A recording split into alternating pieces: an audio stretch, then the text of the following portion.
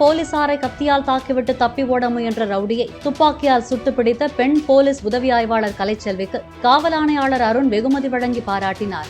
Mylapore rowdy Sivakumar கொலை உள்ளிட்ட 13 குற்ற வழக்குகளில் தொடர்புடையதாக கூறப்படும் டிபி சித்திரம் ரவுடி ரோஹித் ராஜ் தேனியில் பதுங்கியிருந்த போது போலீசாரிடம் பிடிபட்ட நிலையில் அவர் பதுக்கி வைத்திருந்த ஆயுதங்களை பறிமுதல் செய்வதற்காக சென்னைக்கு போலீசார் அழைத்து வந்ததாக கூறப்படுகிறது.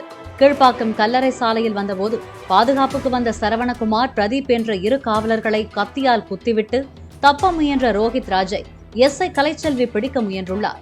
அவரையும் ரோஹித் ராஜ் தாக்க முயன்றதால் தற்காப்புக்காக எஸ்ஐ கலைச்செல்வி துப்பாக்கியால் சுட்டது வலது முழங்காலில் காயமடைந்து ரோஹித் ராஜ் பிடிபட்டார்.